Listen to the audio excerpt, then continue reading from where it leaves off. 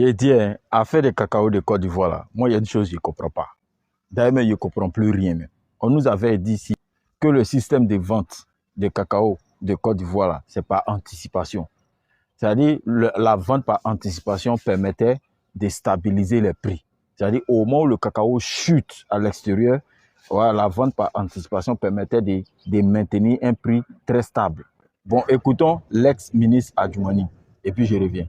C'est la stabilisation qui permet de le faire. Si vous n'étiez pas dans un processus de stabilisation, que vous êtes dans la libéralisation, en vente en spot, dès que le prix chute, mais le prix auquel vous allez acheter le kilogramme de cacao aussi va chuter.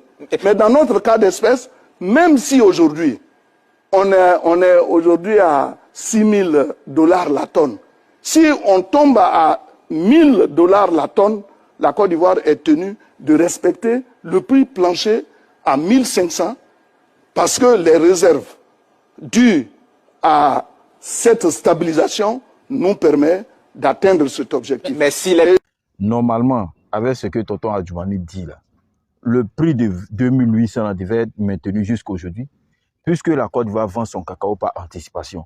C'est-à-dire, le prix à l'international qui a chuté, ça ne doit pas avoir de répercussions sur les 2800 qui étaient proposés ici en Côte d'Ivoire. Ça ne devait pas avoir de répercussions. Pas du tout. Hein? Mais on ne comprend pas pourquoi est-ce que de 2800, on est tombé à 1200. Pourquoi? Personnellement, je ne comprends plus rien.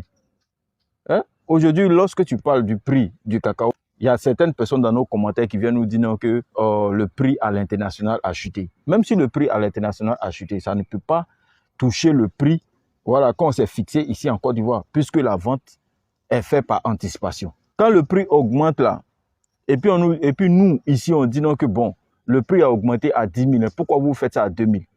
Ils viennent nous raconter la chose du genre, on vend par anticipation. On est d'accord. Maintenant que le prix a chuté à l'international, pourquoi est-ce que le prix de 2800 est devenu 1200? Pourquoi?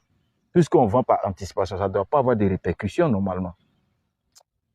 Cette affaire-là, ils vont finir par nous dire la vérité un jour. Merci, on est ensemble.